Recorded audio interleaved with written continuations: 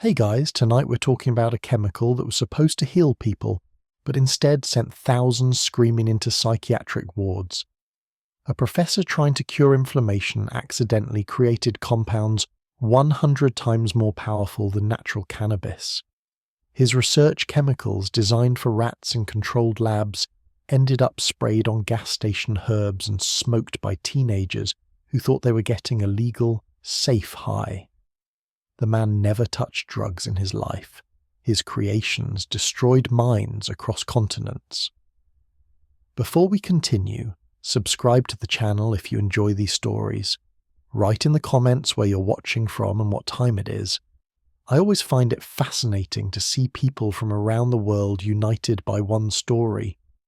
To understand how synthetic cannabinoids became a global nightmare, you first need to understand that nobody intended to create a street drug.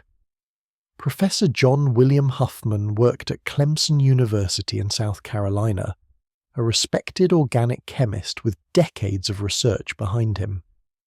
The year was 1984 when he began investigating how cannabinoid molecules interacted with brain receptors. The National Institute on Drug Abuse funded his work. They wanted to understand pain mechanisms, develop better medications, explore therapeutic applications of cannabinoid chemistry. Huffman synthesized over 450 different chemical compounds during his career. Each molecule was a variation on the cannabinoid structure, tweaked and modified to understand which parts of the molecule did what. JWH-0-Wigtisen became the most infamous. JWH stood for his initials, nothing more sinister than a chemist's ego stamped on a molecule. He published his findings in peer-reviewed journals throughout the 1990s and early 2000s. The molecular structures were public information, available to anyone who could read a chemistry paper. The research was pure science. Huffman wanted to map the endocannabinoid system in the human body. This system regulates pain, appetite, mood, memory, and inflammation. Two primary receptors existed: CB1 in the brain and nervous system, CB2 in immune cells and peripheral tissues. Natural THC from cannabis plants binds to these receptors loosely, like a key that fits but doesn't turn completely. Huffman's synthetic versions were different.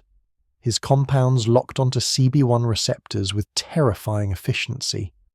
Where THC might bind with moderate affinity, JWH-0-Wigtisen clamped down like a vice. The binding affinity was measured in nanomolar concentrations. Single-digit nanomolar ranges meant these molecules were pharmacological sledgehammers. A picogram could produce effects. Huffman knew this from his animal studies. Rats given synthetic cannabinoids showed extreme responses at doses that would barely register with natural THC. The professor never imagined someone would smoke his research chemicals. Why would they? The compounds were designed for specific receptor studies, administered to laboratory animals under controlled conditions with precise measurements. They came with pages of safety warnings and handling instructions. They required specialized equipment to measure dosages accurately. Making them required advanced organic chemistry knowledge and access to precursor chemicals. Everything changed around 2004. Someone, somewhere, realized that Huffman's published research provided a blueprint for making powerful psychoactive compounds that weren't illegal. The structures were in academic journals. The synthesis routes were documented. The chemicals weren't scheduled under any drug laws because they'd never existed outside research labs. Underground chemists in Europe began producing JWH-018 and related compounds in bulk. They weren't making milligram quantities for research. They were producing kilograms for profit. The first products appeared in German and British head shops around 2006, marketed as herbal incense, with names like Spice and K2. Colourful foil packets promised exotic blends and carried disclaimers stating, "not for human consumption," to sidestep drug laws. The actual product was a chemical nightmare. Manufacturers would synthesize or purchase synthetic cannabinoid powder, dissolve it in acetone or ethanol, then spray it onto random plant material. Damiana, marshmallow leaf, any dried herb would work. The spraying process ensured wildly uneven distribution. One pinch might contain nothing, the next might contain enough to hospitalize someone. Nobody tested for purity, consistency, or safety. Users had no idea what they were consuming. The packets didn't list active ingredients. The plant material itself was irrelevant, just a delivery vehicle for chemicals that had never been tested in humans. People assumed herbal meant natural and safe, a catastrophic misunderstanding encouraged by cynical marketing. Huffman learned about street use of his compounds around 2008. Reports filtered through the scientific community about European drug users smoking synthetic cannabis. He was horrified. The man had spent decades working to advance medical knowledge, and his life's work had been perverted into a street drug. He gave interviews condemning the practice, explaining that his compounds were research tools, not recreational substances. His warnings went unheard. The market exploded. By 2009, synthetic cannabinoids were available across Europe and spreading into the United States. Gas stations sold them. Online vendors shipped them discreetly. The legal grey area made them attractive to people who faced drug testing. Military personnel, probationers, anyone who couldn't risk a positive cannabis test. The irony was brutal. Natural cannabis, used by humans for thousands of years, remained illegal in most places. Huffman's synthetic versions, untested in humans and vastly more dangerous, could be purchased legally at convenience stores. The compounds were full agonists at CB1 receptors, meaning they activated the receptors completely and maximally. THC was only a partial agonist, producing gentler effects with a built-in ceiling. Full agonism meant no safety limit. Users could push their brains into states of receptor activation never intended by evolution. The endocannabinoid system modulates critical functions. Flooding it with synthetic chemicals that bound 100 times stronger than natural compounds was neurological Russian roulette. Huffman's research had revealed another crucial difference. Natural cannabis contains CBD, cannabidiol, which moderates THC's psychoactive effects. CBD acts as a buffer, reducing anxiety and paranoia. Synthetic cannabinoid products contained zero CBD. They were pure, unmoderated receptor activation, with nothing to soften the impact. The dose-response relationship was terrifying. With natural cannabis, the difference between a threshold dose and an excessive dose was relatively safe. Users might get too high, but rarely faced medical emergencies. With synthetic cannabinoids, the therapeutic window was microscopically narrow. The difference between feeling effects and overdosing could be micrograms, impossible to judge by eye. Different chemical families emerged as manufacturers adapted to legal pressure. The JWH series included dozens of variants: JWH-018, JWH-073, JWH-081, JWH-122, JWH-210, each slightly different. The AM series followed, compounds originally synthesized by another researcher named Alexandros Makrianis. Then came the UR series, the Apinaca family, the Fubinaca derivatives. Each generation pushed further from natural cannabinoid structures. Chemists were creating molecules that had never existed in nature, spraying them on herbs and watching as people smoked them with no idea what they were inhaling. The compounds weren't designed for human consumption. They had no safety profiles. Nobody knew what dose was safe, if any dose was safe, or what long-term effects might emerge. Emergency rooms began seeing strange cases in 2008 and 2009. Patients arrived with symptoms that matched no known drug. Seizures, extreme agitation, racing hearts, dangerously high blood pressure. Standard drug tests came back negative. The patients claimed they'd only smoked legal weed from the gas station. Medical professionals were baffled initially. How could something sold legally cause such severe reactions? Toxicologists eventually identified synthetic cannabinoids in blood and urine samples, but by then the crisis was already building.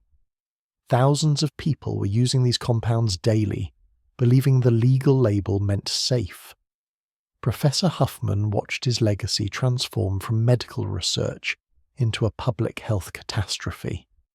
His compounds, meant to advance understanding of pain and inflammation, were destroying young minds. He retired from Clemson in 2005, before the worst of the crisis, but spent his later years giving interviews and trying to distance himself from the street drugs bearing his initials. The scientific community faced a disturbing question. How had research meant to help people become weaponized into drugs that hospitalized thousands? The answer was simple and bleak. Publishing research made it available to anyone. Knowledge couldn't be controlled once released. Huffman's papers provided recipes that any competent chemist could follow. The compounds continued spreading. More variants appeared monthly. Manufacturers stayed ahead of law enforcement by changing molecules faster than laws could be written. Each new compound was technically legal until specifically banned, creating an endless game where profit motive drove chemical innovation with zero regard for human safety. Nobody knew how many people were using synthetic cannabinoids by 2010. Sales were untracked, consumption hidden. Users didn't report to authorities because they thought they were using legal products. Only the ones who ended up in emergency rooms became statistics, and even those numbers were incomplete because many hospitals lacked tests for these novel compounds. The foundation was laid for a disaster that would unfold over the next decade. Thousands of chemicals would be created, each potentially more dangerous than the last. Psychiatric wards would fill with people whose brains had been chemically rewired. Some would never recover. The legal high promised safety through legitimacy, a lie that would cost minds, kidneys, and lives. Huffman's synthetic cannabinoids represented something new in drug history. Designer compounds created faster than society could respond, marketed through legal loopholes, and consumed by people who trusted that something sold in stores must be safe. That trust would prove catastrophic. The human brain contains approximately 86 billion neurons. Each neuron communicates through chemical signals, receptors dotting their surfaces like locks waiting for molecular keys. The endocannabinoid system evolved over 600 million years, fine-tuned through evolutionary pressure to regulate essential functions. Synthetic cannabinoids hijacked this ancient system with brute force chemistry. Natural THC from cannabis plants acts as a partial agonist at CB1 receptors.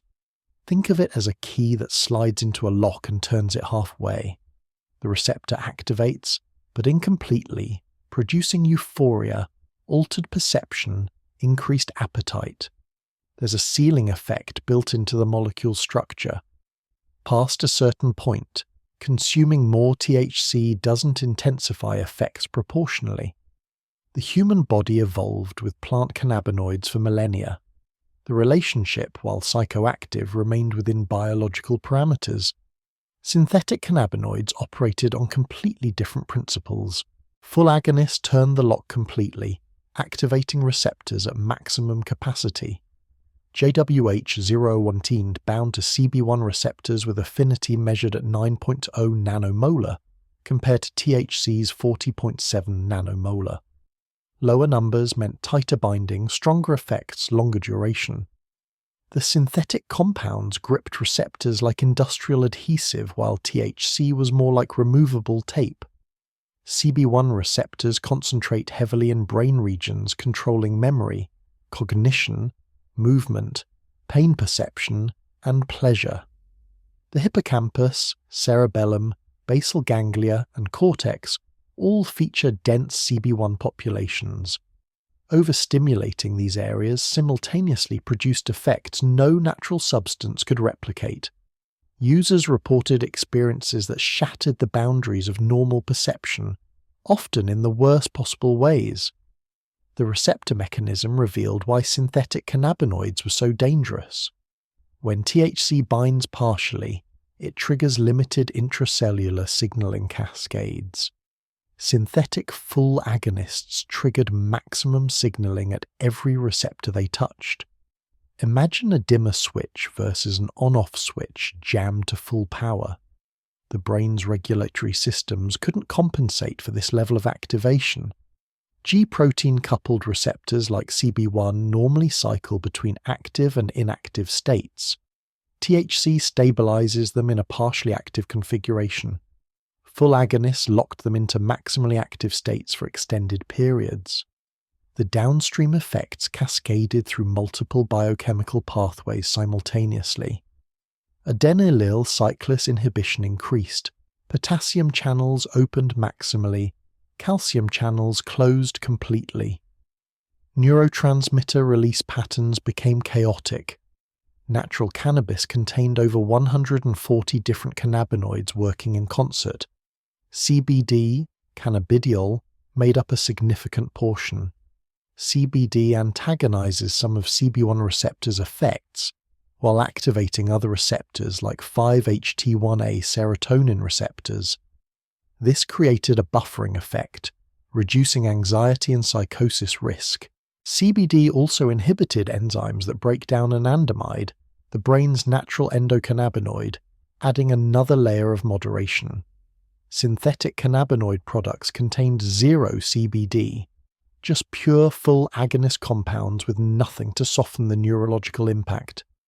Users were slamming their CB1 receptors with maximum activation and no biochemical safety net.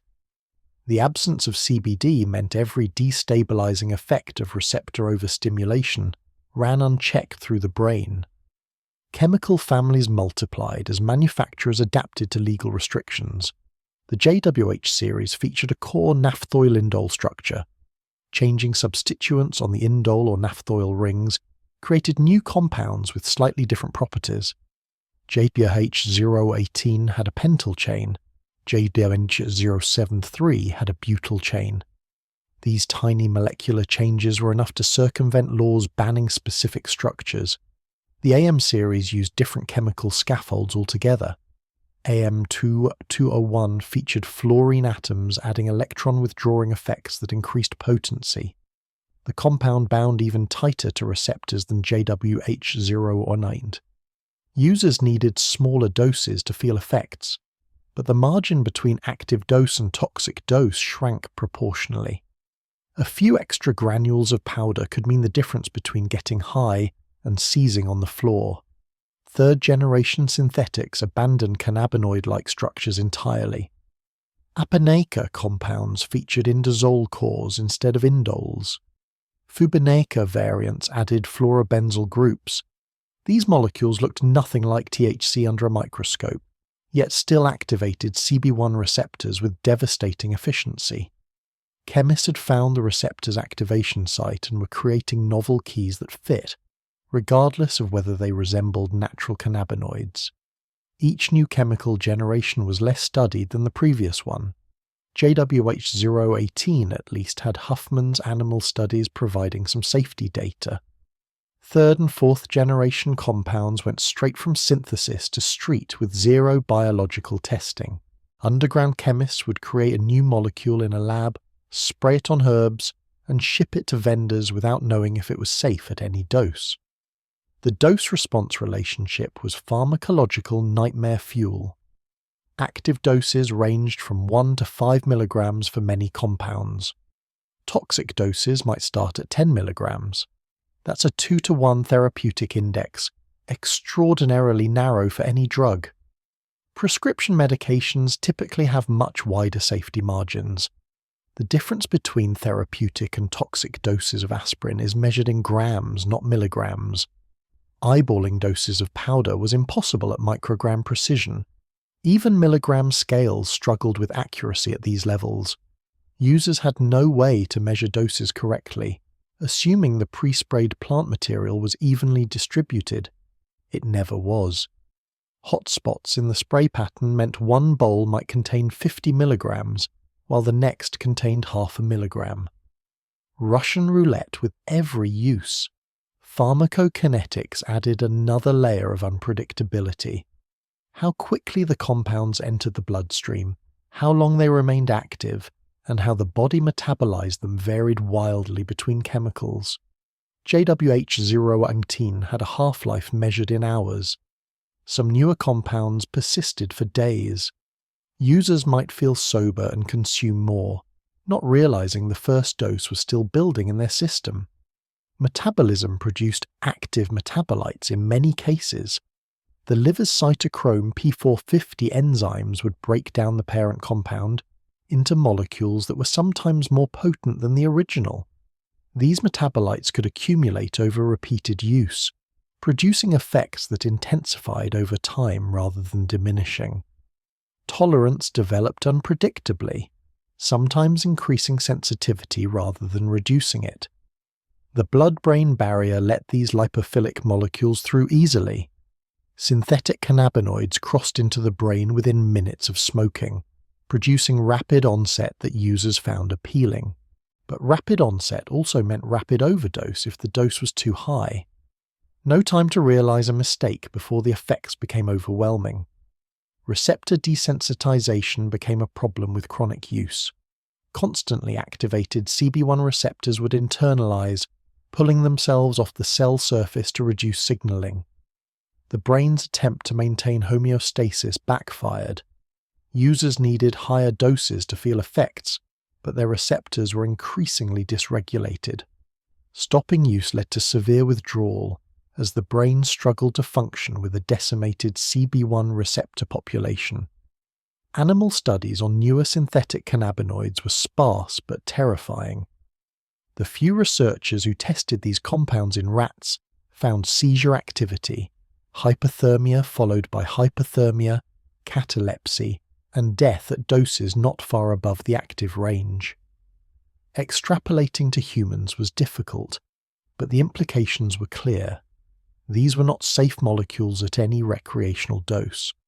Chemical structure-activity relationships showed disturbing patterns. Adding electron-withdrawing groups increased potency. Fluorine atoms made compounds bind tighter.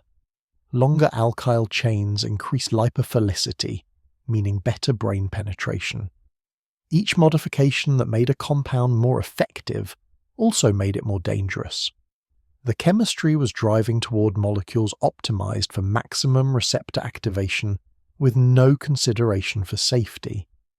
Cardiotoxicity emerged as a consistent finding across chemical families. CB1 receptors exist in cardiovascular tissue. Overstimulating them caused vasoconstriction, increased heart rate, and elevated blood pressure. Young users with healthy hearts were having heart attacks. The receptors in coronary arteries were being hammered by full agonist compounds designed to maximally activate them.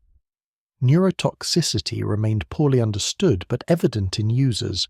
Animal studies showed that high doses of synthetic cannabinoids caused oxidative stress, mitochondrial dysfunction, and neuronal death.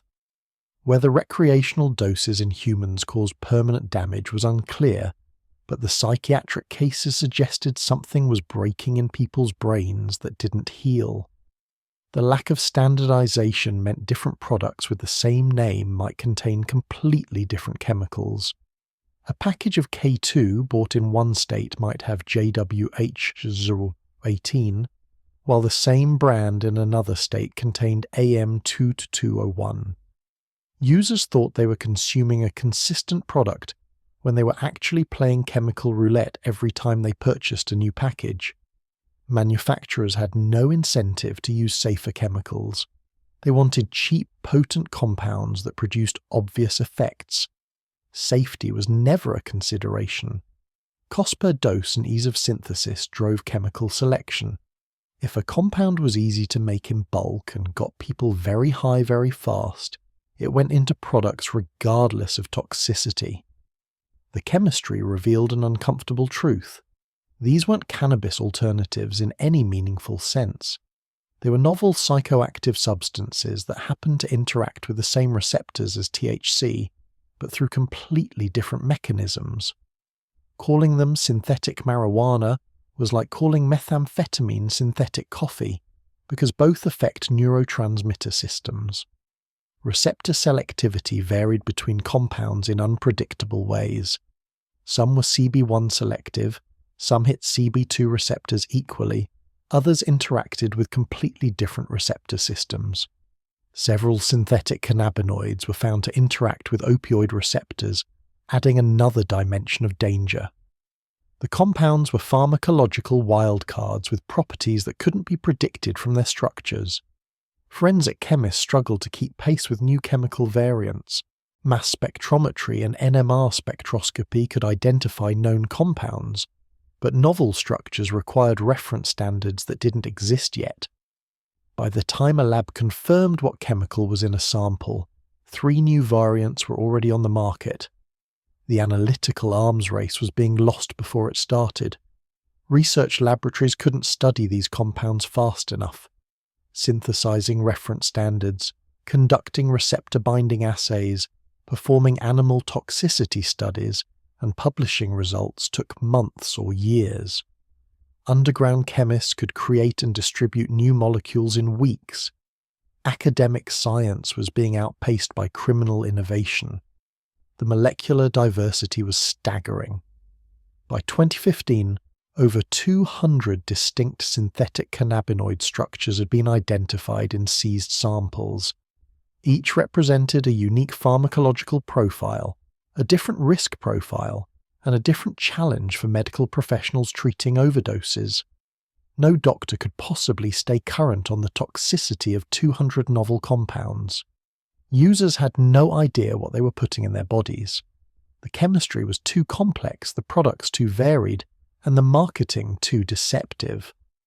They thought they were smoking an herbal product when they were actually consuming cutting-edge synthetic chemistry, designed by people who didn't care if they lived or died. The molecular madness had no brakes, no oversight, and no end in sight. The first synthetic cannabinoid products appeared in European head shops around 2004, though nobody recognized what they were initially. Small foil packets labelled Spice Gold and Spice Diamond sat on shelves beside rolling papers and incense holders. The packaging featured mystical symbols and vague promises of exotic herbal blends from distant lands. Customers assumed they were buying overpriced aromatherapy products. Some were curious enough to smoke them anyway. Spice contained JWH-018 sprayed onto damiana and other legal herbs. The manufacturers understood loopholes that would take regulators years to close. If the packaging claimed the product wasn't for human consumption, it couldn't be regulated as a drug. The herbal incense label meant it fell outside food and pharmaceutical regulations, brilliant and sociopathic in equal measure. Germany became the epicenter initially. Head shops in Berlin, Hamburg and Munich stocked multiple spice variants by 2006. The products spread to the United Kingdom, Netherlands, Austria, and Switzerland within months. Online vendors shipped across Europe with no legal barriers. Customs agents had no reason to intercept packages labelled as incense. Users discovered these products produced intense psychoactive effects unlike any herbal blend. Word spread through online forums and drug discussion boards. Aeroid and Blue Light featured trip reports describing experiences far more potent than natural cannabis. Some reports were ecstatic, praising the legal alternative. Others warned of terrifying experiences, panic attacks, and effects that lasted uncomfortably long. Chemical analysis in 2008 revealed the truth. German pharmaceutical company THC Pharm tested spice samples and found synthetic cannabinoids, not exotic herbs. The announcement made international news. What had been marketed as natural herbal products were actually sophisticated research chemicals sprayed on random plant material. The herbs themselves were pharmacologically inert. Everything came from the invisible chemical coating. Regulatory responses varied across Europe. Germany banned JWH-018 and related compounds in January 2009. Austria, France, Luxembourg and Poland followed within months. The manufacturers adapted instantly. By the time laws took effect, new spice formulations contained different synthetic cannabinoids. JWH-073, JWH-081, and JWH-250 replaced the banned JWH-018. The products looked identical, the packaging unchanged, but the chemistry had evolved. The United States market exploded in 2009 and 2010. K2 and Spice brands appeared in gas stations, convenience stores, and smoke shops across the country. Retailers positioned them near energy drinks and herbal supplements, legitimizing them through context. The colourful packaging featured dragons, flames, and cartoon characters. Nothing about the presentation suggested danger. Marketing targeted young people explicitly. Package names like Black Mamba, Ninja, Zombie World, and Scooby Snacks appealed to teenagers and college students. The products cost $10 to $40 per 3-gram package, comparable to cannabis prices.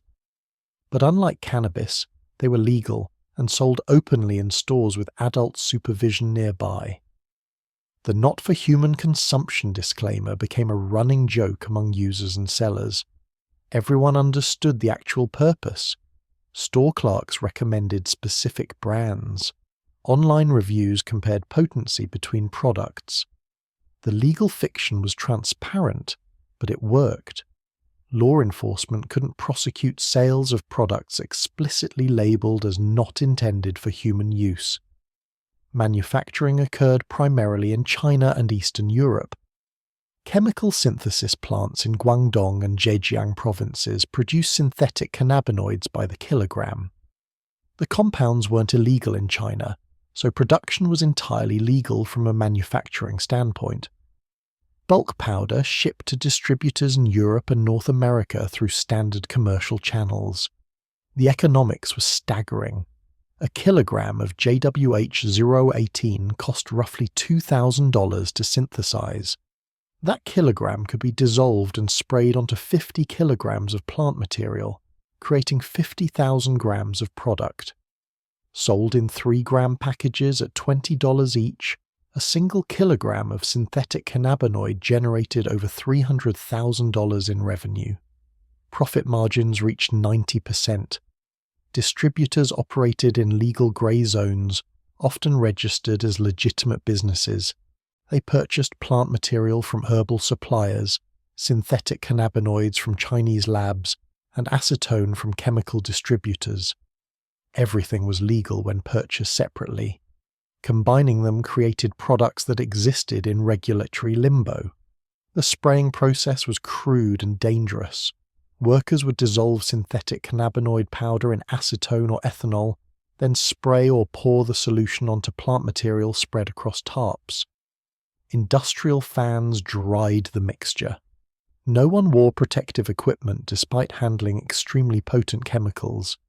The goal was speed and cost efficiency, not safety or consistency. Uneven distribution was inevitable with this method. Some plant material absorbed more solution, creating hotspots with concentrated doses. Other sections received almost nothing. A single package might contain areas with 50 milligrams per gram, alongside areas with less than 1 milligram per gram. Users had no way to detect these variations by sight or smell. Quality control didn't exist. No one tested finished products for actual content or dose consistency. Manufacturers assumed if people smoked it and got high, the batch was good enough. If users overdosed, that was their problem. The entire industry operated on principles that would horrify any legitimate pharmaceutical company. Online sales expanded the market beyond physical stores. Websites with professional designs sold synthetic cannabinoids internationally. Payment processing through credit cards and PayPal added perceived legitimacy. If major payment processors accepted transactions, customers assumed the products must be legal and safe. Most sites included disclaimers about local laws and refused to ship to jurisdictions where specific compounds were banned. The military inadvertently created a massive customer base. Active duty personnel faced random drug testing that screened for THC metabolites. Positive tests meant discharge or disciplinary action. Synthetic cannabinoids didn't trigger these tests because they were chemically distinct from cannabis. Soldiers could smoke K2 on Saturday and pass a drug test on Monday. Word spread through military bases rapidly. Probation and parole systems faced the same exploitation. People under court supervision often faced regular drug testing for cannabis and other substances. Synthetic cannabinoids offered a way to get high without risking incarceration. The compounds were legal in many states until 2011, so using them technically didn't violate supervision terms. Testing labs couldn't detect substances they weren't screening for. Employment drug screening created another demographic: truck drivers, heavy equipment operators, and workers in safety-sensitive positions faced pre-employment and random drug testing. Cannabis use could cost them their jobs even in states where it was medically legal. Synthetic cannabinoids provided an alternative that wouldn't show up on standard 5-panel or 10-panel drug tests. Manufacturers understood these markets and advertised accordingly. Product descriptions emphasized passing drug tests and being legal in all 50 states. The messaging was clear even when unstated. This was for people who wanted to get high without legal or employment consequences. The cat-and-mouse game with regulators became the industry's defining feature. When authorities banned specific compounds, manufacturers simply altered the molecular structure. Change a pentyl chain to a butyl chain, banned compound became legal compound. Add a fluorine atom in a different position, legal again. The chemistry was flexible enough to generate unlimited variants. Chemical suppliers in China adapted to enforcement efforts. When JWH-018 became controlled globally, they stopped listing it on websites but continued producing it for established customers. New compounds appeared in catalogues within weeks of old ones being banned. The Chinese chemical industry could synthesize and ship novel compounds faster than international regulatory bodies could schedule them. Underground chemist communities shared synthesis routes and precursor sources online. Encrypted forums and darknet markets facilitated information exchange. Someone would post that compound X was about to be banned, and another user would share the structure of compound Y as a replacement. The knowledge spread faster than authorities could track. Brand proliferation reached absurd levels by 2011. Hundreds of synthetic cannabinoid products competed for market share. Spice, K2, Black Mamba, Climax, Blaze, Red X Dawn, Spike, Ninja, Bombay Blue, Earthquake, and countless others filled shelves. Each brand claimed unique effects or superior quality. All contained randomly selected synthetic cannabinoids sprayed on whatever plant material was cheap. Some manufacturers added other psychoactive compounds to differentiate their products. Samples seized by authorities occasionally contained synthetic cathinones, phenethylamines, or novel stimulants alongside synthetic cannabinoids. Users thought they were getting pure synthetic cannabis when they were actually consuming drug cocktails with unpredictable interactions. The packaging evolved to avoid detection and regulation. When authorities focused on products labelled herbal incense, manufacturers switched to potpourri or bath salts. The actual contents remained identical. Only the marketing changed. Regulators would adapt to new terminology just as manufacturers shifted again. Retail distribution reached saturation in some areas. A single city block might have 5 stores selling synthetic cannabinoids. Gas stations, convenience stores, head shops, tobacco stores, and even some neighbourhood markets carried products. The ubiquity normalised them in ways that would have been impossible for traditional illegal drugs. Vendors developed loyalty programs and repeat customer discounts. Frequent buyer punch cards turned synthetic cannabinoid purchase into something resembling a coffee shop reward system. The normalization was deliberate. Make it feel like buying any other consumer product, and people would lower their guard about risks. Advertising remained technically subtle, but effectively direct. Store signs featured marijuana leaves with legal stamped across them. Window displays showed K2 packages next to signs reading "We card under 18." The implication was clear. This was the legal version of an illegal drug, available to adults without prescription or criminal risk. Social media marketing emerged despite platform policies against drug promotion.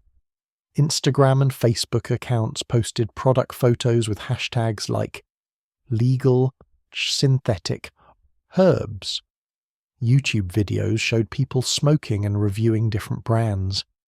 Influencer culture hadn't yet fully emerged, but early versions existed in these niche communities. The business model was perfectly designed for survival. Low manufacturing costs meant high profit margins that could absorb legal expenses. Anonymous ownership structures protected individuals from prosecution. Constant chemical innovation stayed ahead of regulations. Multiple distribution channels ensured that closing one outlet didn't significantly impact sales. Money laundering became a concern for law enforcement. Cash businesses dealing in synthetic cannabinoids were washing hundreds of thousands of dollars through legitimate-seeming enterprises. The profits were substantial enough to attract organized crime attention. Cartels and gangs that traditionally dealt cocaine and methamphetamine saw opportunity in legal grey market products. The industry operated in plain sight while remaining fundamentally opaque. Nobody knew who actually owned major brands. Companies were registered to addresses that turned out to be mail drops or lawyer offices. Phone numbers went to answering services. The people making millions remained anonymous, insulated from consequences by layers of corporate structure. By 2010, synthetic cannabinoids had become a multi-million-dollar global industry. Estimates suggested tens of millions of people had tried these products. The market was too large, too profitable, and too distributed to shut down through conventional drug enforcement. The genie was out of the bottle, and it was hungry for more victims. Emergency rooms in Kansas City started seeing unusual patients in late 2008. A 19-year-old arrived by ambulance, seizing violently despite having no history of epilepsy. His heart rate registered at 212 beats per minute. Blood pressure measured 210 over 140, levels associated with hypertensive crisis. Body temperature reached 104.3 degrees Fahrenheit. Every vital sign screamed medical emergency, but standard drug screens came back completely negative. The patient's friends claimed he'd smoked incense from the gas station an hour before symptoms started. Doctors assumed they were lying about harder drug use. Incense didn't cause seizures and near-lethal hypothermia. The young man spent 3 days in intensive care before stabilizing. Neurologists found no underlying conditions. The episode made no sense. Similar cases appeared in Michigan 2 weeks later. A college student presented with extreme agitation, requiring 4 security officers to restrain him. He was attacking walls, screaming incoherently, displaying strength that seemed impossible for his thin frame. Chemical sedation with lorazepam and haloperidol barely touched his agitation. Blood work showed nothing abnormal beyond extreme elevation of creatine kinase, suggesting massive muscle breakdown. Texas emergency physicians encountered a 17-year-old in a catatonic state, eyes open, completely unresponsive to verbal or painful stimuli, heart rate at 30 beats per minute, dangerously slow. The patient wasn't breathing adequately on his own, requiring intubation and mechanical ventilation. Toxicology showed only trace amounts of cannabis metabolites, nowhere near enough to explain this presentation. Florida hospitals reported clusters of patients with identical symptoms throughout 2009. Rapid heart rate, extreme hypertension, profuse sweating, vomiting, and psychological agitation formed a consistent pattern. The patients ranged from 15 to 25 years old, previously healthy individuals with no significant medical histories. All claimed to have used K2 or spice products purchased legally at convenience stores. Medical literature contained no reference for synthetic cannabinoid toxicity. Cannabis overdose rarely required hospitalization and never caused the symptoms these patients displayed. Doctors were treating a completely novel toxidrome without guidelines, case studies, or treatment protocols. Trial and error became the standard approach. A 21-year-old in Georgia suffered a massive stroke 30 minutes after smoking synthetic cannabinoids. CT imaging showed hemorrhagic stroke in the right hemisphere, devastating for someone with no cardiovascular risk factors. The bleed was catastrophic, leading to herniation and brain death within 12 hours. Autopsy found no aneurysm, no arteriovenous malformation, nothing that explained why a healthy young man's brain suddenly hemorrhaged. The first confirmed death linked to synthetic cannabinoids occurred in March 2009. David Rosger, 18 years old, shot himself after smoking a product called K2. His behavior in the hours before his death was bizarre and completely out of character. Friends reported paranoia, terror, statements that he was being chased by people who weren't there. The autopsy found synthetic cannabinoids in his blood but no other substances. Iowa authorities initially ruled it suicide, but the family insisted the drug caused acute psychosis. Emergency department physicians began recognizing patterns by mid-2009. Patients presented with sympathomimetic toxidrome, the clinical picture resembling stimulant overdose, but combined with psychiatric symptoms far more severe than typical methamphetamine or cocaine cases. The agitation was qualitatively different, more primal and less responsive to standard interventions. Kidney injuries started appearing in case reports. Young users developed acute kidney failure requiring dialysis after synthetic cannabinoid use. Creatinine levels would spike from normal to critically elevated within hours. Some patients recovered kidney function, others needed long-term dialysis. The mechanism remained unclear, but the association was undeniable. A 16-year-old in Illinois had a cardiac arrest at home after smoking spice. His mother found him unresponsive, called 911, performed CPR until paramedics arrived. They restored circulation, but he remained comatose. MRI showed global hypoxic ischemic injury. His brain had been without oxygen long enough to cause permanent damage. He never regained consciousness and died 6 days later. The autopsy confirmed synthetic cannabinoids as the cause. Poison control centers fielded thousands of calls about synthetic cannabinoid exposures throughout 2009 and 2010. The American Association of Poison Control Centers tracked 2,906 calls related to synthetic cannabinoids in 2010 alone. That number represented only cases where someone called for help. Most users who experienced adverse effects likely never contacted authorities.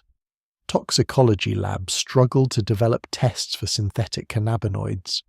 Standard immunoassay drug screens couldn't detect these novel compounds. Gas chromatography mass spectrometry could identify them, but required knowing what to look for. New synthetic cannabinoid variants emerged faster than labs could develop testing protocols. Medical examiners had to specifically request synthetic cannabinoid analysis, and many didn't know to do so in 2009. A 23-year-old military veteran in Oklahoma experienced acute psychosis after using K2 to avoid drug testing. He believed his roommate was trying to kill him and attacked with a knife. The roommate survived but suffered severe injuries. The veteran had no history of mental illness or violence. Psychiatric evaluation found him completely rational and horrified by his actions. He had no memory of the attack itself. Cardiac complications multiplied across demographic groups. Previously healthy teenagers were having myocardial infarctions, heart attacks. EKGs showed ST segment elevation, classic signs of blocked coronary arteries. Cardiac catheterization found either severe vasospasm or actual clot formation despite these patients having no atherosclerosis. The synthetic cannabinoids were causing acute vascular events in arteries that should have been pristine. Emergency physicians in Missouri treated a 15-year-old girl who smoked synthetic cannabinoids at a party. She became combative and confused, then unresponsive. Arrival at the hospital, she was seizing continuously despite maximal doses of benzodiazepines. The seizures damaged her brain severely. She survived but with permanent cognitive impairment, requiring assisted living for the rest of her life. Respiratory depression appeared in multiple cases despite cannabinoids typically not suppressing breathing. Several patients required intubation because they stopped breathing adequately. The mechanism differed from opioid-related respiratory depression. These compounds were affecting brain regions controlling automatic breathing in ways that natural cannabinoids never did. Rhabdomyolysis became a recognized complication. Extreme agitation led to severe muscle breakdown, releasing myoglobin into the bloodstream. Myoglobin damaged kidneys, causing renal failure. Creatine kinase levels reached 100,000 units per litre in some cases, 10 times the level considered critically elevated. The muscle damage was so severe that some patients developed compartment syndrome, requiring emergency fasciotomy. A cluster of cases in Pennsylvania involved 5 teenagers who shared a single package of synthetic cannabinoids at a party. All 5 required hospitalization. 2 had seizures, 1 suffered a stroke, 1 developed kidney failure, and the 5th experienced prolonged psychosis requiring psychiatric admission. The same product, the same batch, produced wildly different toxic effects in different individuals. Genetic variations in metabolism might explain the differences, but the unpredictability was terrifying. Medical case reports began appearing in journals by late 2009. The Journal of Medical Toxicology published the first case series documenting synthetic cannabinoid toxicity. Emergency physicians finally had literature to reference, though treatment recommendations remained largely supportive. No specific antidote existed. Doctors could only manage symptoms and hope the compounds cleared the patient's system before causing irreversible damage. European medical literature preceded American publications. German, Austrian, and Swiss journals had documented cases dating back to 2008. The reports described the same constellation of symptoms American physicians were seeing: tachycardia, hypertension, agitation, seizures, psychosis, vomiting.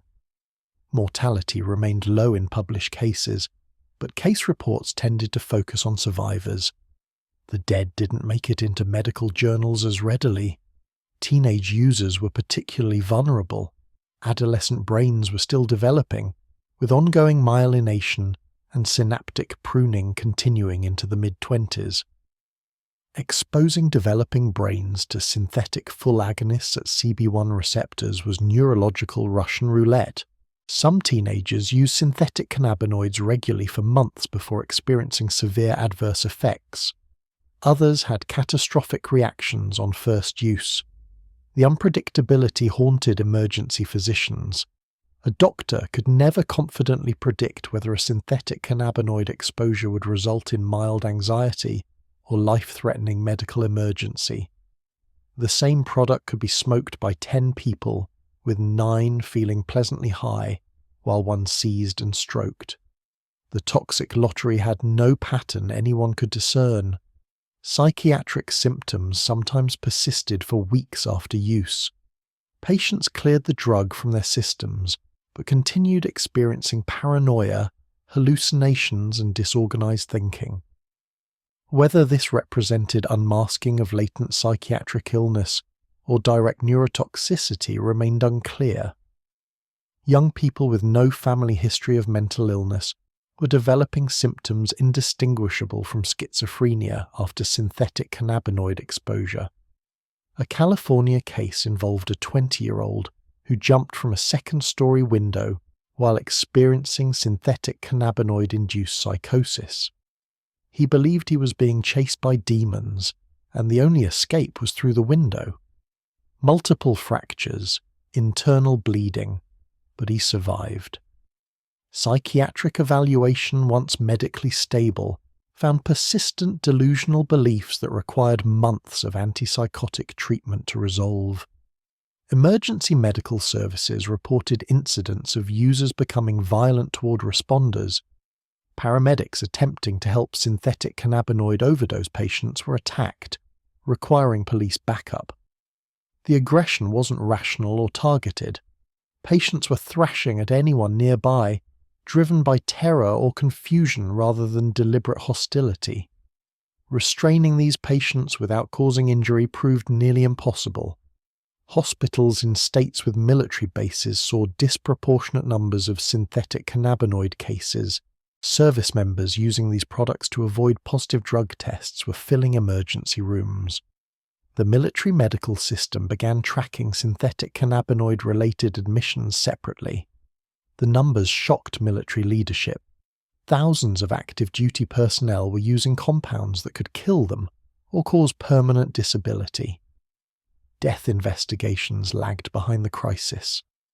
Medical examiners often didn't test for synthetic cannabinoids unless specifically requested. Bodies were buried or cremated before advanced toxicology revealed the cause of death. The true mortality rate remained unknown because many deaths went unrecognized or were attributed to other causes. A sudden cardiac death in a young person might be labeled idiopathic without synthetic cannabinoid screening. By the end of 2010, patterns were undeniable. Synthetic cannabinoids were causing mass casualties. The legal label had convinced thousands of people these products were safe. They weren't. They were research chemicals never intended for human consumption, sprayed inconsistently on plant material, and sold to anyone with $20. The early victims were the unlucky ones who found out too late that legal didn't mean safe. The toll was climbing, and the worst was still ahead. The Drug Enforcement Administration faced an unprecedented challenge in 2010. Traditional drug scheduling required months of research, public comment periods, and bureaucratic review. Underground chemists created new synthetic cannabinoids in weeks.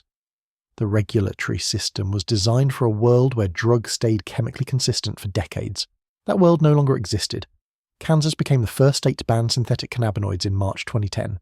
State legislators outlawed JWH 018, JWH 073, JWH 200, HU 210, and CP 4070-497. The law took effect immediately. Kansas retailers pulled products from shelves that week. New products appeared within 10 days. The packaging looked identical, brand names unchanged, but laboratory analysis revealed completely different chemicals inside. Manufacturers had simply swapped JWH 018 for JWH 081. One number change in the compound designation represented a different alkyl chain on the naphthoylindole core.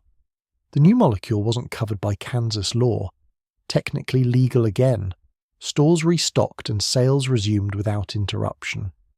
Missouri, Illinois, and Michigan enacted similar bans throughout 2010. Each state outlawed specific compounds by chemical name. Each time, manufacturers responded by substituting related but legally distinct molecules. JWH 122, JWH 203, JWH 210, JWH 250, and dozens of other variants flooded markets in states that had banned earlier compounds. The federal government moved slowly by necessity. The DEA used emergency scheduling authority to temporarily ban 5 synthetic cannabinoids in March 2011. JWH 018, JWH 073, JWH-200, CP-47,497, and cannabicyclohexanol became Schedule I controlled substances. The emergency order lasted 1 year, buying time for permanent scheduling. Manufacturers reacted with practiced efficiency. The AM series replaced JWH compounds almost overnight. AM2201 became the dominant synthetic cannabinoid in products by summer 2011. The molecule featured a fluorinated naphthoyl group, making it more potent than JWH-0ESN and legally distinct. Users noticed the change immediately. Products felt stronger, effects lasted longer, side effects intensified. European regulatory agencies fought the same losing battle. The European Monitoring Centre for Drugs and Drug Addiction tracked over 150 synthetic cannabinoids by 2012. New compounds appeared monthly. Risk assessments that took 6 months to complete were obsolete before publication.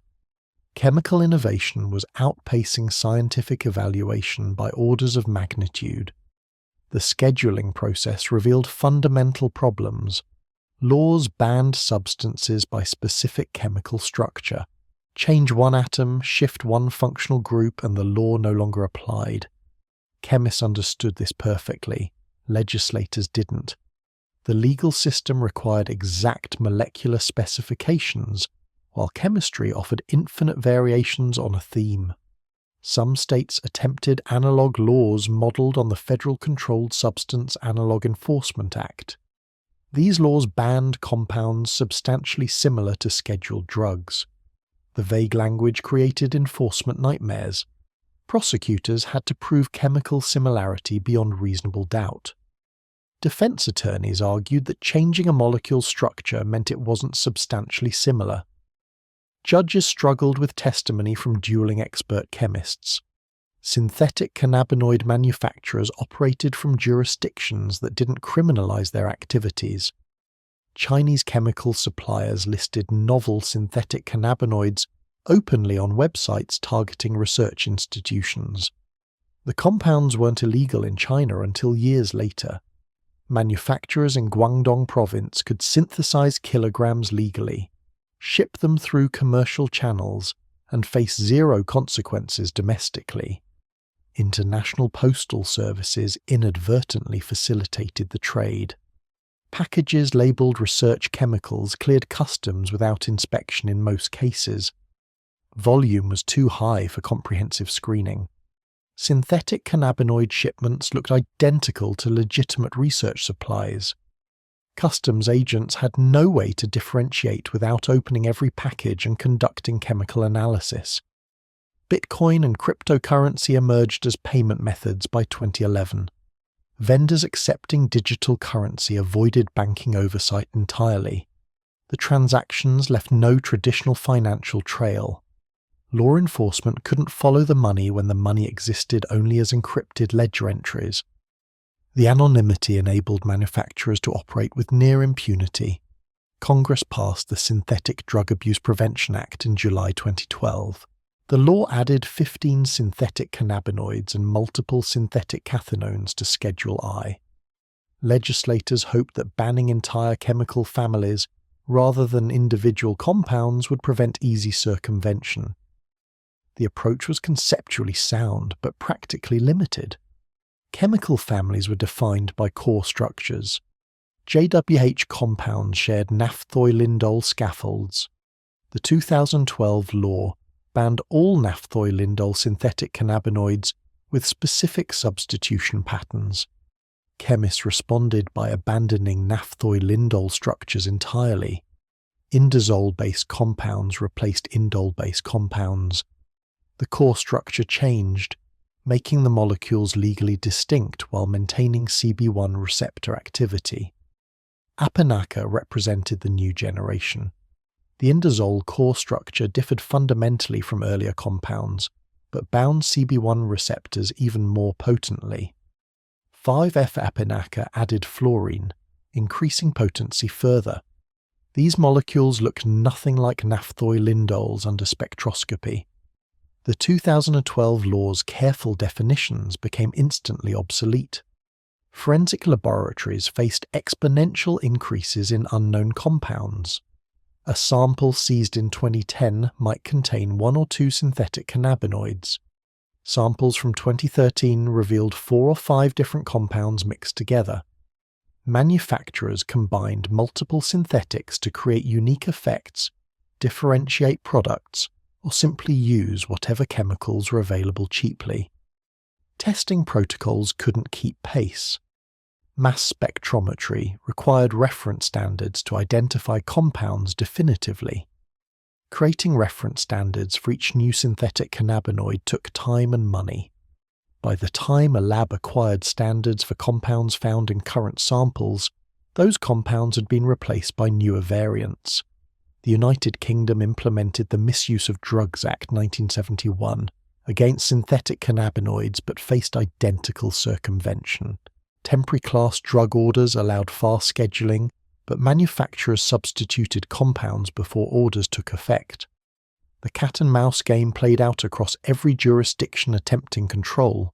Third-generation synthetic cannabinoids appeared in 2013. Fubinaca, AB Fubinaca, ADB Fubinaca formed a new family with terrifying potency. These compounds bound CB1 receptors at picomolar concentrations. A few micrograms produced intense effects. Overdose doses decreased proportionally. The margin between active and toxic doses shrank to nearly nothing. Users had no idea they were consuming completely different chemicals from year to year. Package branding remained consistent even as contents changed entirely. Someone buying Black Mamba in 2010 got JWH018. The same brand in 2013 contained AB Fubinaca. The effects were unpredictably different, but labeling suggested product consistency that didn't exist. China instituted controls on synthetic cannabinoids in 2015, but enforcement remained minimal. Chemical companies simply registered new names for the same compounds or slightly modified structures to avoid official lists. The production continued with minor paperwork adjustments. International pressure had limited impact on Chinese manufacturers operating within local laws. New synthetic cannabinoid families emerged every 6 to 12 months. After Fubinaca variants came MDMB Chamisi, MMB Fubinaca, AMB Fubinaca, and dozens more with increasingly complex nomenclature. Each generation was less studied than the previous. 4th and 5th generation compounds went directly from synthesis to street with zero animal testing. Structural creativity became more exotic. Chemists added adamantyl groups, cumyl groups, quinolinal groups to cannabinoid scaffolds. The molecules departed increasingly from structures found in nature. Some barely resembled cannabinoids at all, yet still activated CB1 receptors with frightening efficiency. Potency increased with each generation. Early JWH compounds required milligram doses. 4th generation synthetics were active at microgram doses. The increased potency meant smaller package sizes could contain more doses. Vendors sold increasingly powerful compounds in ever-decreasing quantities. A 3-gram package might contain hundreds of doses if the compound was potent enough. Regulatory agencies realized they were losing badly. The DEA's drug schedules expanded to include over 200 synthetic cannabinoids by 2016. Each edition required resources, analysis, and formal proceedings.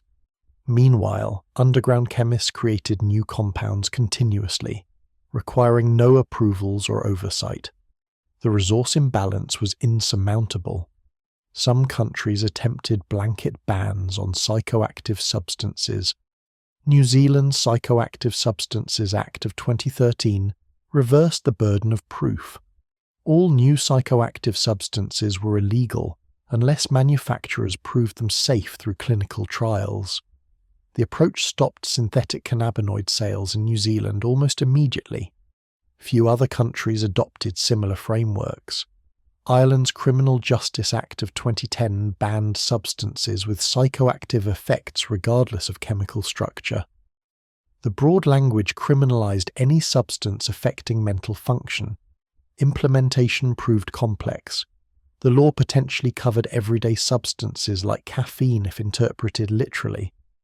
Courts had to determine legislative intent on a case-by-case basis. The United States rejected blanket bans as too legally problematic. Constitutional concerns about vague laws prevented adoption of New Zealand or Irish approaches. The American system required specific compound scheduling, leaving the whack-a-mole game as the only option. Each new compound needed individual evaluation and scheduling. Manufacturers consolidated into more organized operations by 2014. What began as scattered individuals exploiting loopholes evolved into sophisticated international networks. The money attracted organized crime involvement. Mexican cartels, Chinese triads, and Eastern European syndicates recognized profit potential in synthetic drugs. Violence increased as criminal organizations competed for market share. Disputes over territory and distribution led to assaults and murders tangentially related to synthetic cannabinoids. The compounds themselves weren't worth killing over, but the millions in revenue certainly were. Drug markets inevitably spawned violence, regardless of the specific substance being sold. Academic chemists watched in horror as their research enabled a disaster. Professor Huffman wasn't alone in seeing his work corrupted. Alexandros Makrianis developed AM compounds for legitimate research. Those compounds now appeared in street drugs. Raphael Mechoulam, the pioneering cannabinoid researcher, saw his life's work twisted into justification for dangerous synthetics. The scientists bore no legal responsibility but carried ethical burdens. Underground synthesis improved in sophistication. Early synthetic cannabinoids were produced in crude labs with poor quality control. By 2014, manufacturers operated professional-grade facilities with proper equipment. The chemistry was still intended for street drugs, but execution improved dramatically. Higher purity meant more predictable effects, though predictable still included hospitalizations and deaths. Precursor chemical control failed as a regulatory strategy. Synthetic cannabinoid synthesis used common organic chemistry reagents available from thousands of suppliers. Banning specific precursors just shifted production to alternative synthesis routes. The chemistry was too flexible for precursor control to be effective. Law enforcement arrested manufacturers and distributors regularly, but others immediately filled vacant positions. Taking down a major supplier barely dented the market. Demand remained high, profit margins supported risk, and replacements appeared within days. The economic incentives overpowered enforcement efforts. The regulatory failure was complete by 2014. Despite thousands of law enforcement hours, hundreds of laws and international cooperation, synthetic cannabinoids remained widely available. Online vendors operated openly. Retail stores sold them from behind counters. The chemicals evolved faster than society could respond. Prohibition had created a monster it couldn't control, and the monster kept getting stronger. Brooklyn's East Williamsburg neighborhood looked like a film set on July 12, 2016. 33 people collapsed within a 4-block radius over 6 hours. They dropped on sidewalks, slumped against buildings, sprawled in intersections. Eyes open, bodies motionless, minds somewhere unreachable. Emergency calls overwhelmed the 911 system. Ambulances arrived to find clusters of people in identical states of catatonia. The affected individuals couldn't speak or respond to commands. They stared straight ahead with fixed gazes, limbs frozen in awkward positions. Some drooled continuously. Others made repetitive movements, head bobbing, hand wringing, rocking. First responders checked vital signs on person after person, finding heart rates ranging from 40 to 180 beats per minute with no consistent pattern. Paramedics loaded victims into ambulances as fast as possible. Hospitals received mass casualty notifications. Woodhull Medical Center's emergency department went into disaster protocol. Staff prepared for potential chemical attack or terrorist incident. The synchronized timing and geographic clustering suggested environmental exposure rather than individual drug use. Television news helicopters captured aerial footage of the scene. The images were disturbing enough that stations debated broadcasting them. People scattered across sidewalks in various states of collapse looked disturbingly like cinematic zombie apocalypse scenes. Social media exploded with speculation about biological weapons, disease outbreaks, and government experiments. The cause became clear within hours. Every victim had smoked synthetic cannabinoids from the same batch. A bad product, contaminated or formulated with an ultra-potent variant, had saturated a neighborhood where homeless individuals congregated. The victims weren't random distribution across Brooklyn. They clustered around areas where synthetic cannabinoids were commonly used and shared. New Haven's mass casualty event occurred 6 weeks later on August 15, 2016. The town green, a public park in downtown New Haven, Connecticut, became an open-air emergency room. Over 70 people required medical attention within a 2-hour window. Surveillance cameras captured the event unfolding in real time. The footage was later released publicly, creating international media attention. The video showed individuals on benches lying on grass propped against trees, all exhibiting the same eerie stillness. Some swayed slightly. Most remained completely immobile. Emergency medical services arrived to find a scene that defied their training. Dozens of people needed simultaneous assessment and treatment. There weren't enough ambulances in the entire city. Fire departments from surrounding towns responded with additional units. The green filled with emergency vehicles. Paramedics moved from person to person, triaging based on vital signs. Some victims required immediate intubation due to respiratory depression. Others needed chemical sedation because they were seizing. Most just needed monitoring while the compounds cleared their systems. Yale New Haven Hospital activated its mass casualty protocols. The emergency department census exploded from manageable to overwhelming within an hour. Staff members were called in from home. Additional physicians covered the ED as patient after patient arrived by ambulance. The waiting room filled with concerned family members trying to locate relatives reported missing after the green incident. Chicago experienced similar outbreaks throughout summer 2016. The West Side saw multiple mass casualty incidents involving synthetic cannabinoids. One event in August sent 43 people to hospitals from a single neighborhood. The pattern was consistent: clustered geographic area, synchronized timing, identical clinical presentation. Medical staff developed grim expertise in managing these events. The presentations followed recognizable patterns. Patients arrived semi-conscious or completely unresponsive. Vital signs were either dangerously elevated or suppressed. Some required aggressive cooling for hypothermia. Others needed warming blankets for hypothermia, caused by the same drug batch affecting different people oppositely. The contamination theory gained support from laboratory analysis. Batches tested after mass casualty events sometimes contained multiple synthetic cannabinoids at varying concentrations. Other times, a single ultra-potent compound was present in doses far exceeding typical levels. Quality control failures in manufacturing created hotspots where contamination clustered.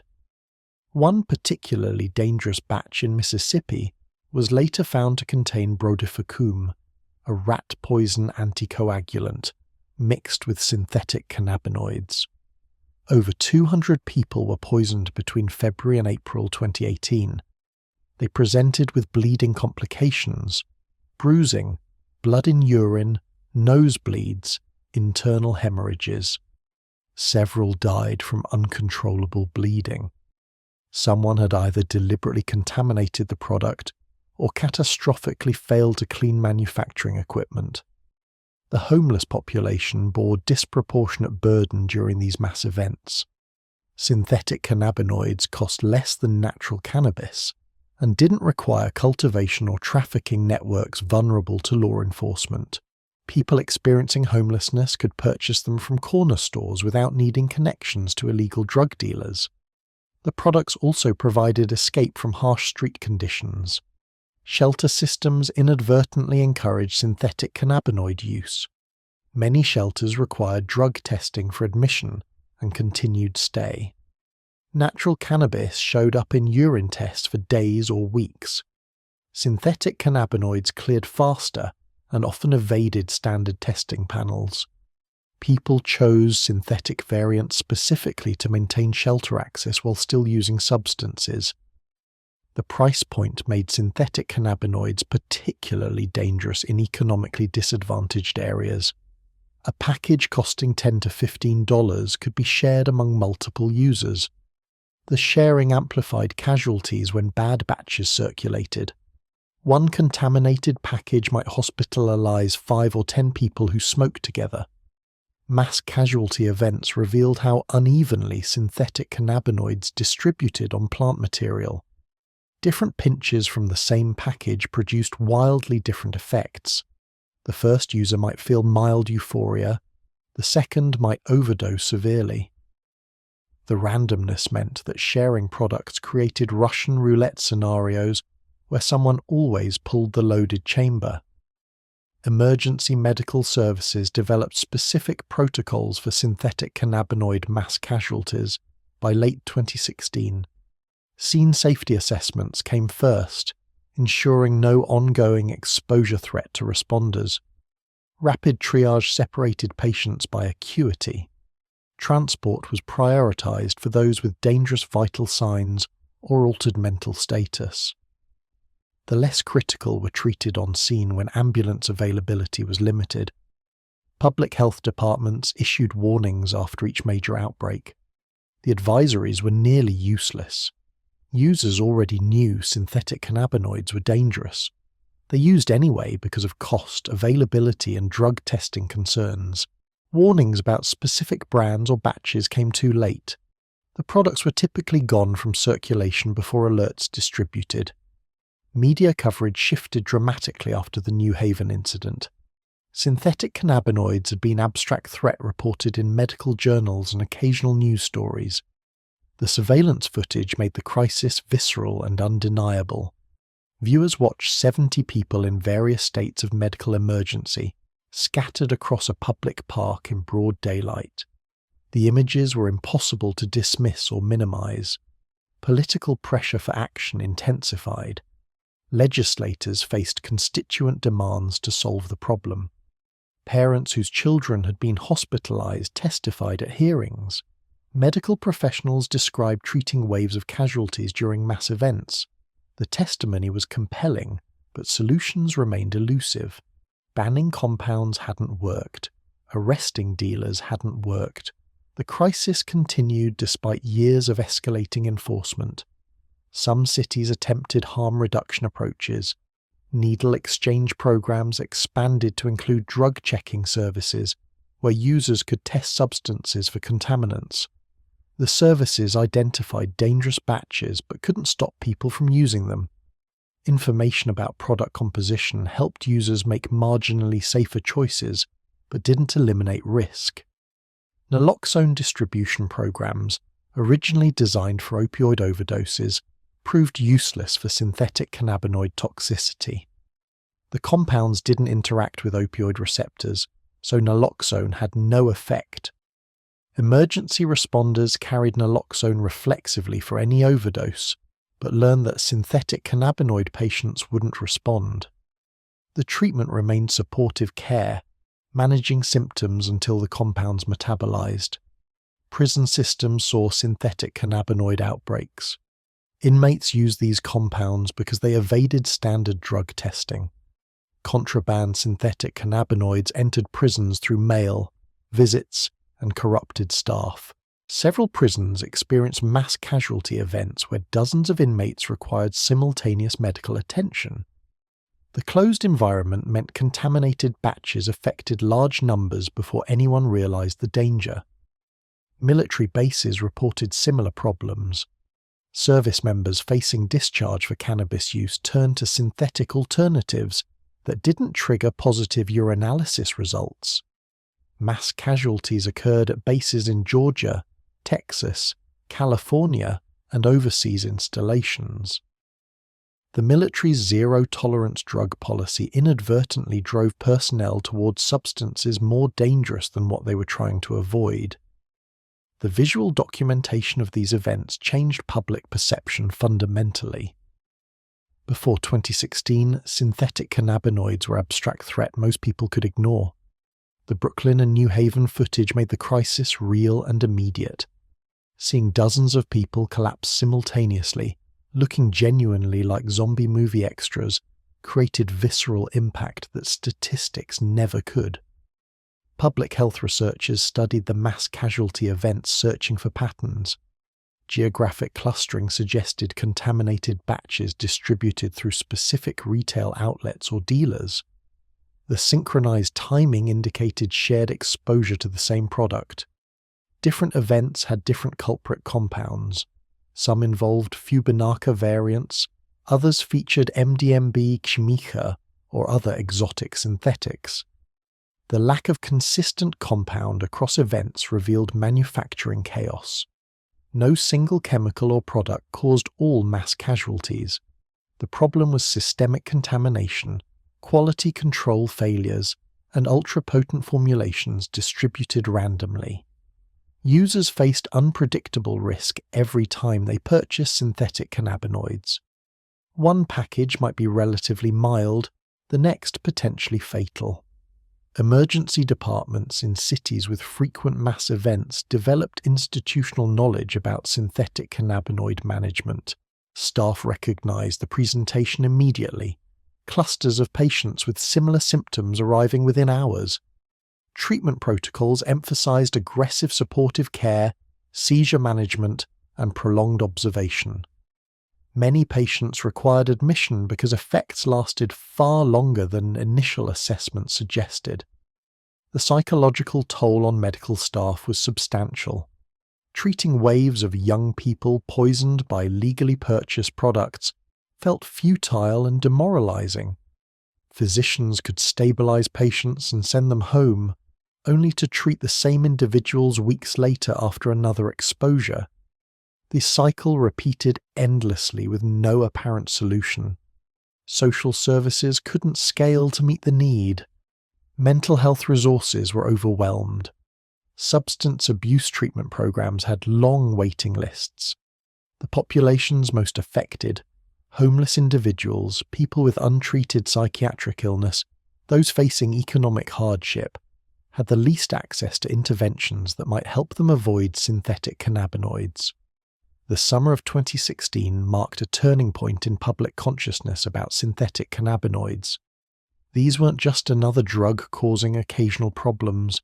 They were chemical weapons accidentally unleashed on vulnerable populations, causing mass casualties that looked like scenes from horror films. The crisis had become impossible to ignore, though solutions remained frustratingly out of reach. 22-year-old Emily Chen smoked synthetic cannabinoids once at a college party in November 2014. She never recovered. 3 months later, she remained in a locked psychiatric ward experiencing vivid hallucinations of insects crawling under her skin. Antipsychotic medications barely touched her symptoms. Her parents watched their daughter, previously a pre-med student with a 3.9 GPA, transformed into someone who couldn't recognize them half the time. The psychiatrist treating Emily found no family history of schizophrenia or psychotic disorders, no previous psychiatric hospitalizations or symptoms. She'd used cannabis recreationally a few times with no adverse effects.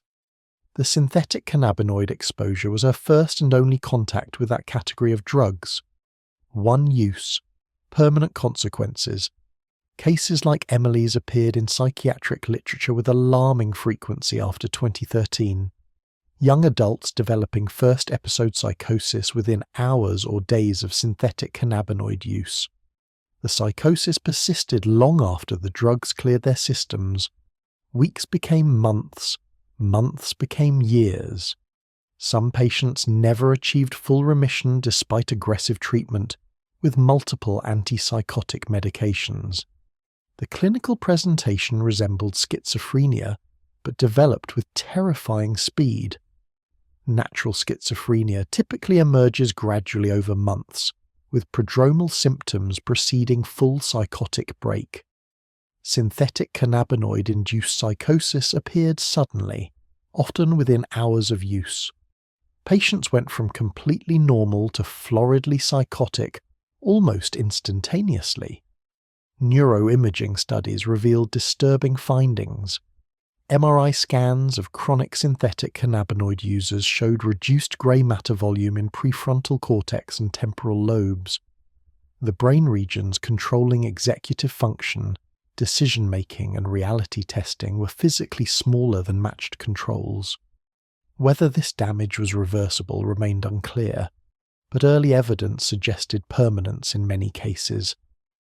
A 17-year-old in Florida developed catatonia after smoking synthetic cannabinoids. He became completely motionless, unable to speak or respond to any stimuli. The catatonia persisted for 11 months, despite electroconvulsive therapy, high-dose benzodiazepines, and multiple antipsychotic trials. When he finally emerged from the catatonic state, his personality had fundamentally changed. The bright, outgoing teenager was now flat, emotionless, barely functional. Psychiatric wards in cities with high synthetic cannabinoid use saw census increases that strained capacity. Cook County Hospital in Chicago dedicated entire units to managing synthetic cannabinoid-induced psychosis by 2016. Beds that should have served diverse psychiatric needs filled with young people experiencing identical drug-induced mental breakdowns. The demographics skewed heavily toward people aged 15 to 25, the age range most vulnerable to both substance abuse and emerging psychiatric illness.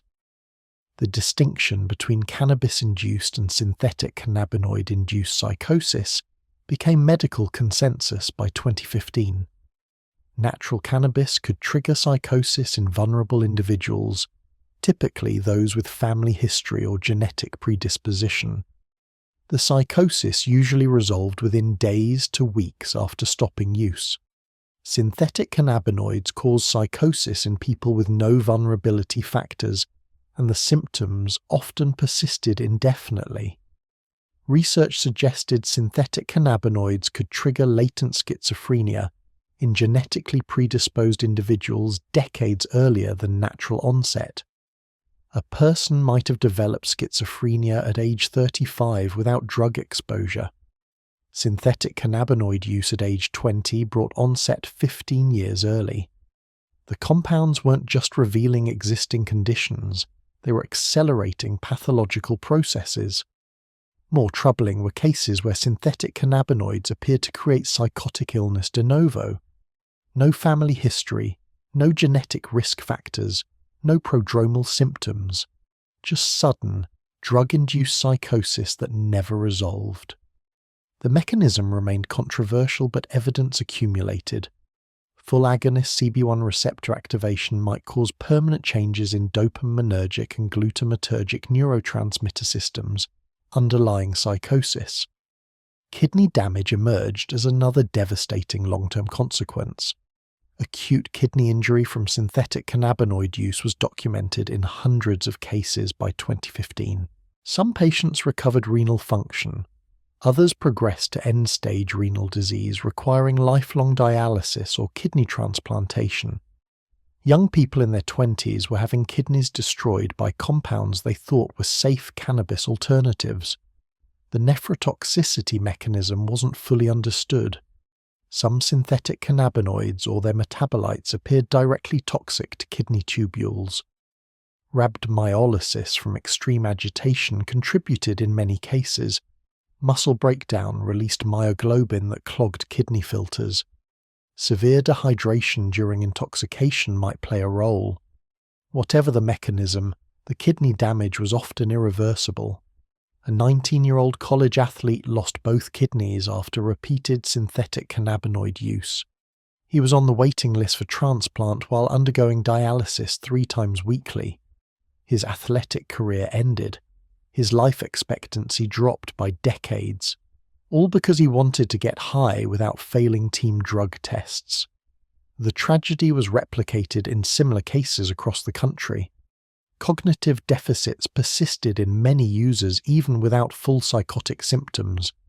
Memory problems, difficulty concentrating, slowed processing speed, impaired executive function. Neuropsychological testing revealed deficits that interfered with work, school, and daily functioning. Some improvement occurred with extended abstinence, but many patients never returned to baseline cognitive performance. The adolescent brain was particularly vulnerable. Cannabinoid receptors play crucial roles in neurodevelopment during adolescence. The brain undergoes massive reorganization between ages 12 and 25, pruning unnecessary synapses, myelinating neurons, establishing adult neural architecture. Flooding developing brains with full CB1 agonists during this critical period could derail normal maturation permanently. Animal studies showed that adolescent rats exposed to synthetic cannabinoids developed behavioral abnormalities persisting into adulthood. Increased anxiety, impaired social behavior, deficits in learning and memory. The rats never recovered even after extended drug-free periods. Extrapolating to humans suggested teenagers using synthetic cannabinoids might carry the consequences for life. Families faced nightmare scenarios watching loved ones disappear into mental illness. Parents described children who were unrecognizable after synthetic cannabinoid-induced psychosis. The person looked the same, but the personality, intellect, and emotional connection were gone. Some families kept hoping for recovery. Others eventually accepted that their child was permanently changed. The financial burden was catastrophic. Psychiatric hospitalization cost thousands of dollars daily. Many patients required months of inpatient treatment. Antipsychotic medications were expensive.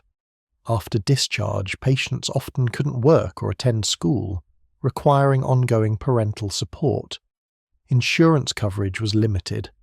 Families bankrupted themselves trying to help sick children who weren't getting better. Legal systems struggled with synthetic cannabinoid-induced mental illness. Several defendants facing criminal charges committed their alleged crimes while experiencing synthetic cannabinoid psychosis. Were they legally responsible for actions taken during drug-induced psychotic states? Courts reached inconsistent conclusions. Some accepted diminished capacity defenses. Others ruled that voluntary intoxication didn't excuse criminal conduct. A 24-year-old man in Texas attacked a stranger while experiencing synthetic cannabinoid psychosis. He believed the stranger was a demon sent to kill him. The assault caused permanent injuries to the victim. The defendant had no prior criminal history or psychiatric issues. Expert witnesses testified about synthetic cannabinoid-induced psychosis. The jury convicted him anyway. He received 10 years in prison for crimes committed while his brain was chemically hijacked. Medical professionals treating these patients felt helpless. Psychiatry had effective treatments for many conditions. Synthetic cannabinoid-induced psychosis often didn't respond to standard interventions. Patients remained psychotic despite therapeutic doses of multiple antipsychotic medications. The refractory nature of symptoms suggested damage beyond what medications could address.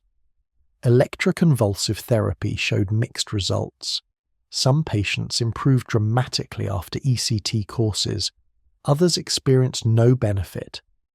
The unpredictable response added to the frustration of treating these cases. physicians had no reliable way to predict which interventions might help individual patients. The title question, How One Legal High Sent Thousands to Psychiatric Wards, had clear answers by 2016. The compounds cause psychosis at rates far exceeding any other recreational substance. They did so in people with no predisposition. The psychosis frequently persisted indefinitely. Psychiatric wards filled with young people whose minds had been broken by chemicals sold legally in gas stations. Epidemiological studies attempted to quantify the psychiatric burden. One analysis found that synthetic cannabinoid users were 30 times more likely to require psychiatric hospitalization compared to natural cannabis users. Another study documented psychosis rates of 15% among regular synthetic cannabinoid users versus less than 1% in cannabis users. The numbers underestimated the true impact. Many affected individuals never accessed psychiatric care. They remained in communities, experiencing ongoing symptoms, unable to function normally. Families provided care when possible. Those without support often became homeless, their psychotic symptoms exacerbated by street conditions. Some users developed insight into their synthetic cannabinoid-induced problems and never used again. They were the lucky ones. Others continued using despite hospitalization, legal consequences, and worsening symptoms. Addiction combined with mental illness created situations nearly impossible to treat effectively. Patients needed simultaneous substance abuse and psychiatric treatment, but few programs provided integrated care. Research into treatment and recovery was limited by small sample sizes and methodological challenges. Following patients long-term was difficult when many were transient, uninsured, or lost to follow-up. The natural history of synthetic cannabinoid-induced psychosis remained poorly characterized. Did symptoms improve after 5 years? 10 years? Would some patients eventually recover? The answers were unknown in 2016 and remained unclear years later. Neuroscientists proposed multiple mechanisms for persistent psychosis. Oxidative stress from extreme receptor overstimulation might damage neurons irreparably. Neuroinflammation triggered by synthetic cannabinoids could establish self-perpetuating inflammatory cycles. Epigenetic changes might alter gene expression patterns controlling neurotransmitter systems. Structural brain changes seen on MRI suggested actual tissue loss rather than functional impairment alone.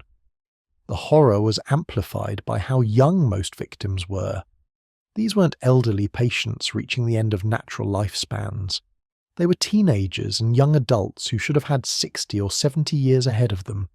Instead, they faced decades in and out of psychiatric facilities, unable to work, form relationships, or live independently. A lifetime of diminished existence because they smoked what they thought was safe legal weed. Support groups formed for families affected by synthetic cannabinoid-related tragedies. Parents shared stories of children lost to psychosis or death. The commonalities were striking. Legal products purchased from legitimate stores, assumptions of safety based on legality, catastrophic consequences that came without warning.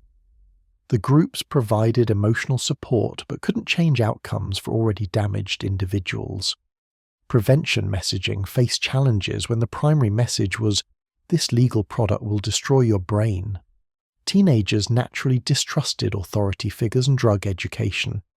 The legal status of synthetic cannabinoids until recent years undermined warnings.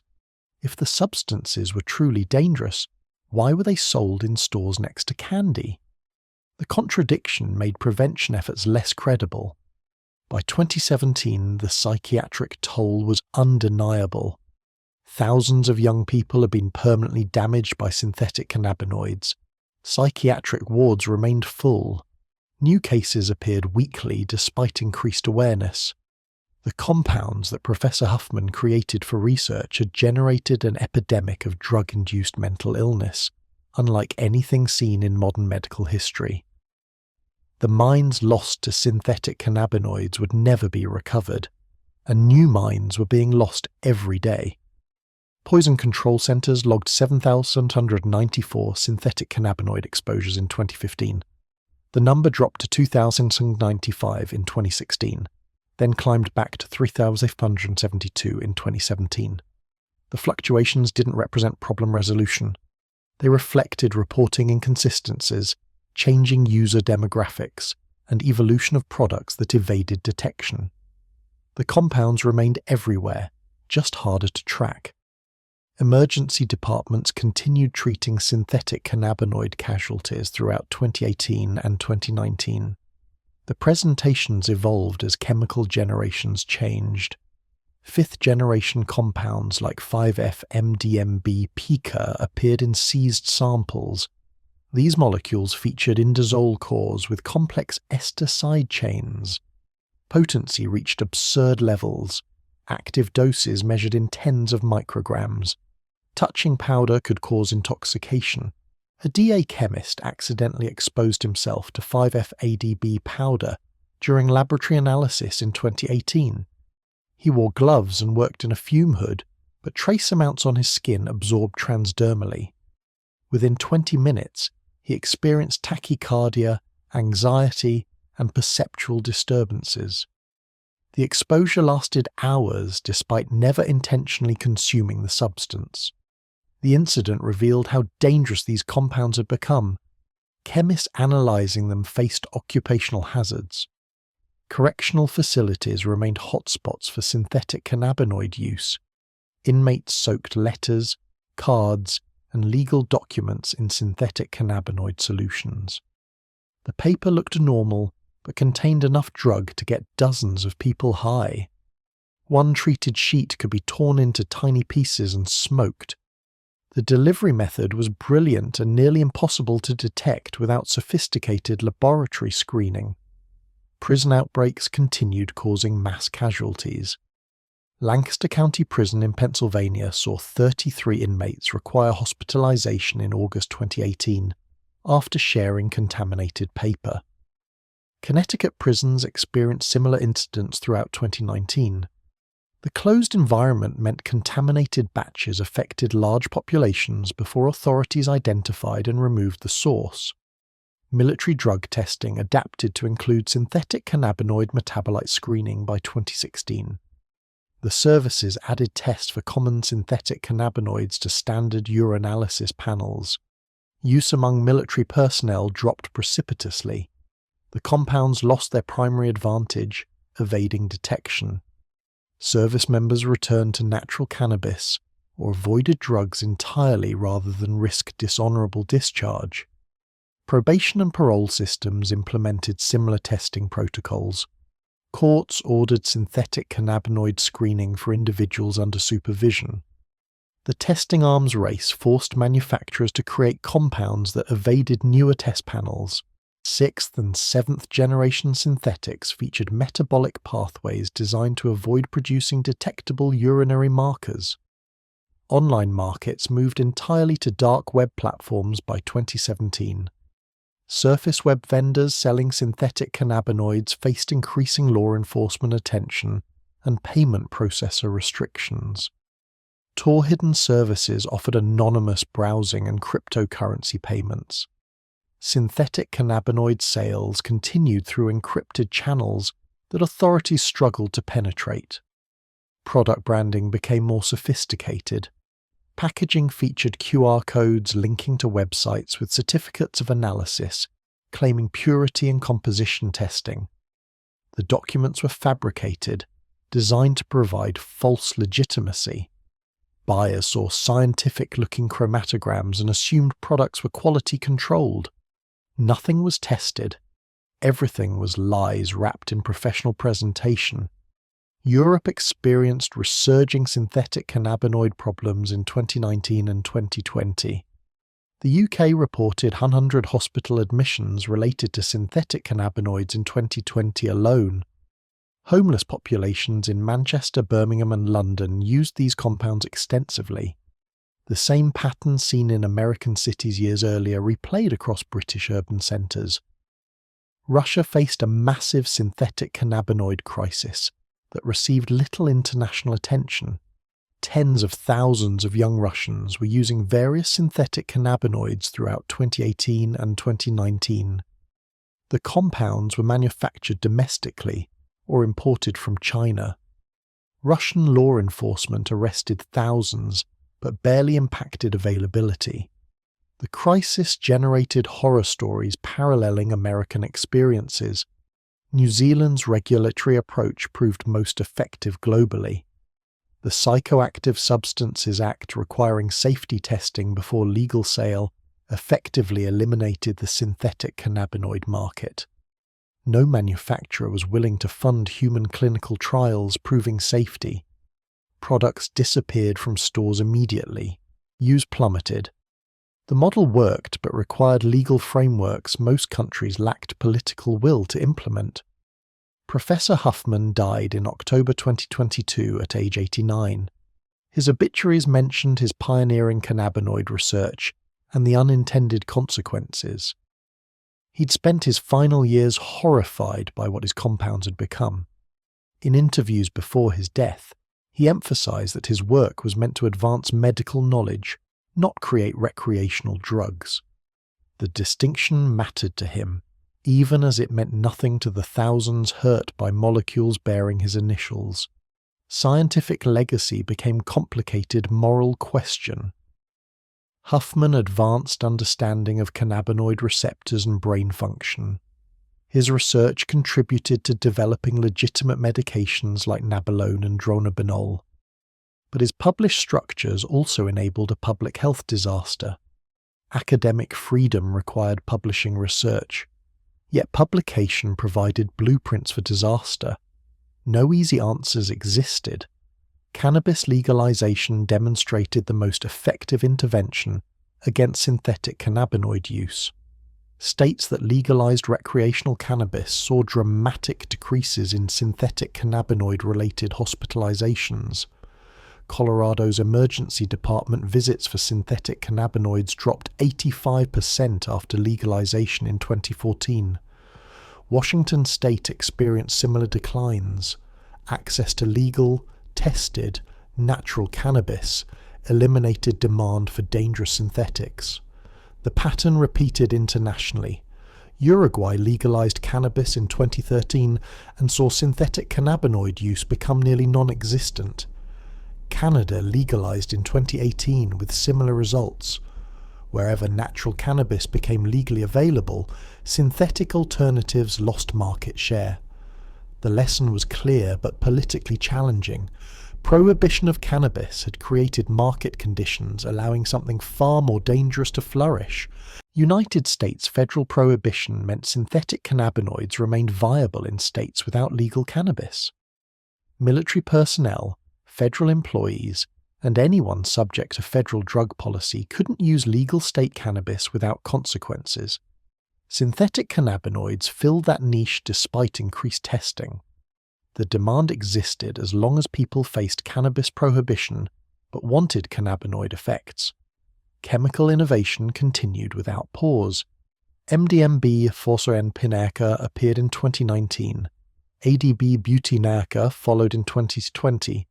Each new compound was technically legal until specifically scheduled. The cat-and-mouse game entered its second decade with no end visible. Underground chemists would keep creating variants as long as profit potential existed. Forensic analysis in 2021 revealed some products contained up to 7 different synthetic cannabinoids simultaneously. Manufacturers mixed multiple compounds to create unique effects, or simply used whatever chemicals were cheaply available. Users consumed chemical cocktails with completely unpredictable interactions and additive toxicities. The product inconsistency meant every use was literally gambling with brain chemistry. Social media marketing continued despite platform policies. Instagram, TikTok, and Snapchat accounts promoted synthetic cannabinoids using coded language and cryptocurrency payment. Influencers in drug communities reviewed products. The marketing reached teenagers who hadn't experienced the crisis peak years and didn't understand the dangers. Public health surveillance improved but remained incomplete. The CDC tracked synthetic cannabinoid-related emergency department visits, but reporting was voluntary and inconsistent. Many hospitals lacked testing capabilities to definitively identify synthetic cannabinoids. The true burden remained unknown because data collection was fragmented and many exposures went unreported. Fentanyl contamination created new dangers after 2019. Some synthetic cannabinoid products tested positive for fentanyl, either through cross-contamination in manufacturing facilities or deliberate adulteration. Users expecting cannabinoid effects experienced opioid overdoses. Naloxone reversed the opioid effects but didn't address synthetic cannabinoid toxicity. The combinations created treatment nightmares for emergency responders. Academic research into synthetic cannabinoids faced ethical barriers. Human research couldn't ethically administer these compounds to study their effects. Animal models provided limited insight. The pharmacology remained poorly understood because controlled studies were impossible. Medical knowledge came primarily from treating casualties rather than systematic research. Treatment facilities specializing in synthetic cannabinoid addiction emerged in major cities by 2019. The programs addressed both substance dependence and psychiatric consequences. Success rates were modest. Many patients relapsed repeatedly. The addiction combined physical dependence, psychological compulsion, and often untreated underlying conditions that predated drug use. International cooperation achieved minor victories. Interpol coordinated operations targeting major synthetic cannabinoid manufacturers. Chinese authorities shut down several production facilities after diplomatic pressure. Each closure barely impacted global supply. New facilities opened elsewhere. India, Pakistan, and Eastern European countries became manufacturing hubs as Chinese enforcement increased. The chemistry was too accessible to control. Synthetic roots appeared in published literature and online forums. Precursor chemicals were commercially available. Any competent organic chemist could synthesize synthetic cannabinoids in a modestly equipped lab. Controlling knowledge was impossible in the Internet age. Cryptocurrency made financial tracking nearly impossible. Bitcoin, Monero, and other digital currencies allowed anonymous transactions. Law enforcement couldn't follow money trails that existed only as encrypted blockchain entries. The financial infrastructure supporting synthetic cannabinoid trade was decentralized and largely beyond regulatory reach. Some researchers proposed therapeutic applications for synthetic cannabinoids. The compounds had potential for treating inflammation, pain, and appetite disorders. Clinical development remained stalled because of recreational use associations. No pharmaceutical company wanted to invest in developing drugs chemically related to street poisons. The stigma killed research into legitimate applications. Veterans organizations reported concerning synthetic cannabinoid use patterns. Some combat veterans used these compounds for PTSD symptoms when they couldn't access medical cannabis or prescription medications. The self-medication was dangerous, but reflected inadequate mental health support systems. Veterans were choosing poison over untreated trauma. Adolescent use remained stable despite education efforts. NIDA's Monitoring the Future survey showed 3 to 5% of high school seniors reported synthetic cannabinoid use annually from 2015 through 2020. The percentages were lower than peak years but concerning because they represented new cohorts discovering these compounds and suffering predictable consequences. The opioid crisis overshadowed synthetic cannabinoid problems in media coverage and policy focus. Opioids killed more people in absolute numbers, but synthetic cannabinoids destroyed minds in ways that didn't show up in mortality statistics. The psychiatric casualties weren't dying. They were living diminished lives in institutional settings. The burden was enormous but less visible than opioid death counts. Insurance companies refused to cover treatment costs in some cases, arguing that self-inflicted drug injuries didn't warrant coverage. Families fought benefit denials while loved ones languished in psychiatric facilities. The legal battles added trauma to already devastating situations. By 2025, synthetic cannabinoids had evolved into a permanent category of drugs that would exist indefinitely. New compounds would keep appearing. Some people would keep using them. Casualties would continue accumulating. The crisis had no endpoint because the underlying conditions, chemical knowledge, profit motive, and substance demand, weren't changing. The synthetic cannabinoid story revealed fundamental problems with drug policy. Prohibition created market conditions where unregulated, untested chemicals filled demand for regulated substances. Making cannabis illegal generated demand for legal alternatives. Those alternatives turned out to be vastly more dangerous than what they replaced. The solution wasn't more enforcement or better scheduling.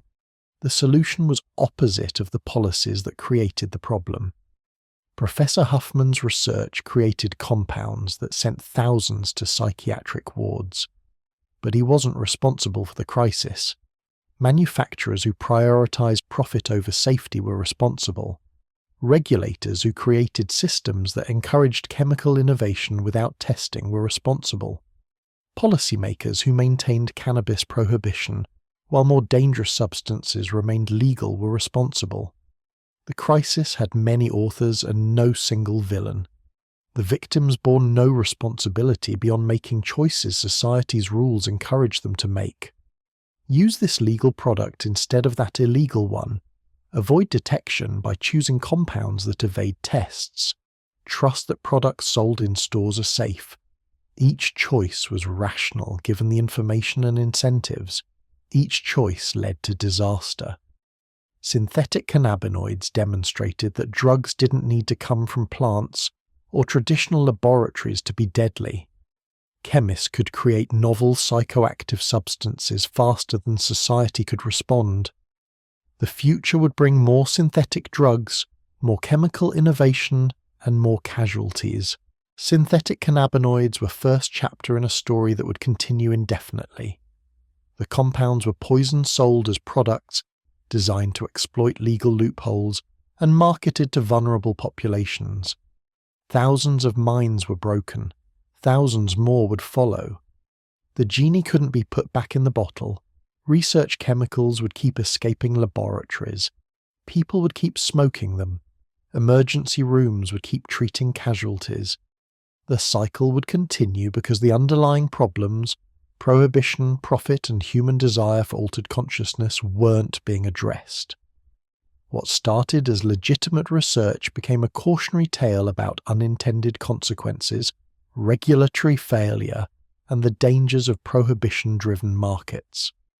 One professor's research chemicals sent thousands to psychiatric wards and will keep doing so for years to come. The apocalypse wasn't zombies. It was people standing motionless on street corners, minds chemically hijacked by compounds that should never have left research labs. That horror was real, ongoing, and persistent.